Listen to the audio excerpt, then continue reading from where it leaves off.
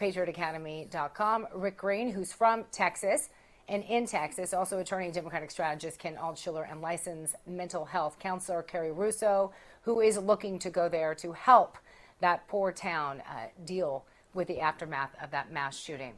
I want to start with you, Rick, and thank you for joining us. I know this hits so close to home since this is your home state.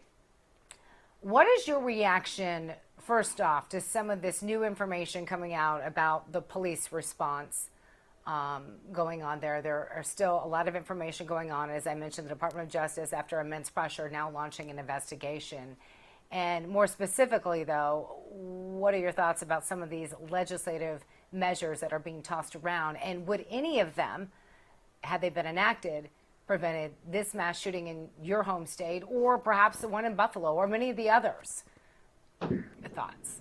Most likely not. Look, 93% of violent crime in America is committed without a firearm. Mass murder events have happened for centuries, most often by government, but also by crazed individuals. And when they happen, they often happen without firearms. The worst massacre at a school in history did not involve a firearm. Two of the worst mass murder events of the last year did not involve a firearm. One of them was a bow and arrow. The other was a family Suburban.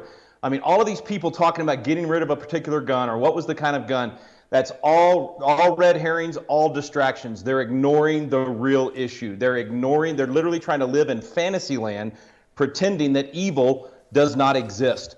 We have got to face the fact that there is evil and there is good. And what will make a difference in these mass murder events is not 99% of what they're discussing. It's all about, when does the dirtbag start their action and when are they stopped?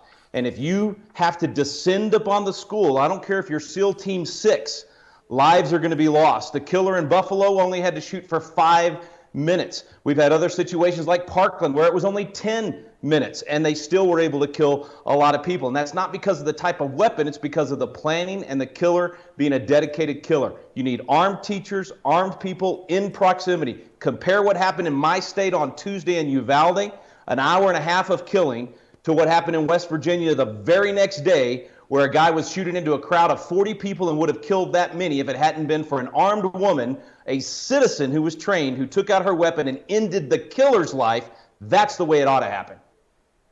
President Biden is also participating in this national conversation with some controversial statements insinuating that a ban on 9mm rounds, which is one of the most popular in the world. Biden says there's no rationale basis for what he calls high caliber weapons, again, like the 9mm rounds, which were created for combat and travel at a velocity quick enough to tear through 6 inches of tissue. Now, the president has continued to assert that the Second Amendment is not absolute, saying that it was never meant that you could own any kind of weapon, saying that you couldn't buy a cannon, which the Washington Post fact-checked, and according to it, well, that's false.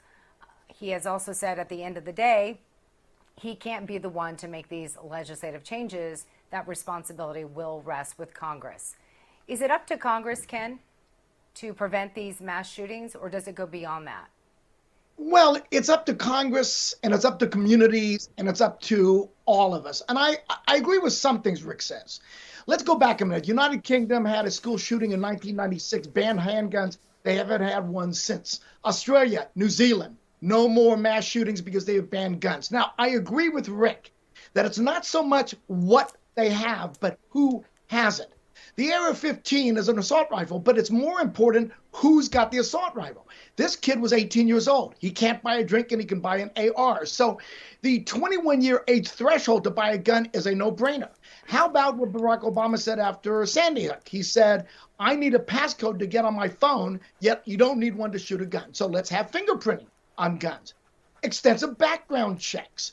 Those will help. They have reduced crime, but it is up to Congress to act. And Grant, I have to tell you, I have no strong feelings that they will.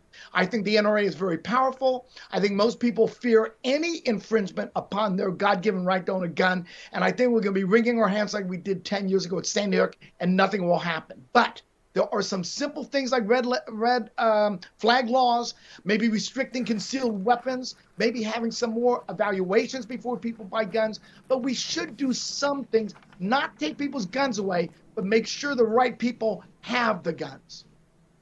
Carrie, I want you to weigh in on this, and I do want to go back to what Ken had to say in a moment here, but because of time's sake, I want to give you a chance to weigh in. Red flag laws, that's been something that over the years has probably had more bipartisan support than any of the things that we've discussed. Certainly not 9mm guns, but these individuals, one did have somewhat of mental health evaluation, and we're going to go more into the shooter's background.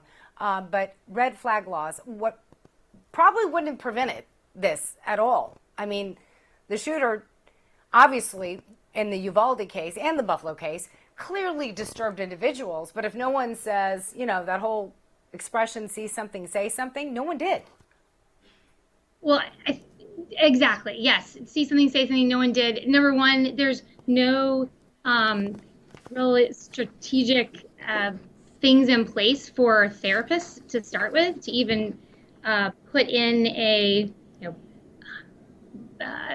even like, let's say a red flag for a person, right? But I want to go back to what the first person said. I think you talked about when will these people be stopped? Like, when are they stopped? And the problem is, it's not even when they're entering the building. It's when they're little kids and we've noticed that they're not connected to somebody, or they're having social issues. I mean, if we put measures in place way back then, and I mean, someone, like you said, see something, say something. So when they're stopped, it's not about once they've entered with that gun. So it's not about the gun laws. It's about it's about what the other guest just said about Congress. Is Congress the one in charge of it? Who should help it? Communities. It's all of it, right? It's all of us. See something, say something. More complex. Yeah. But it's more complex, right? Yeah. I mean, and I want you guys, we're going to talk more about the shooter's background. I mean, as I said before last week, Ken, I think you were on the program. Mental health doesn't sell bump stickers. It doesn't get votes. It's very complex. You're going into the family background, the faith, the community, the whatnot. But those are important things to discuss, and we're going to do that when we return. We'll be right back. You're watching News On.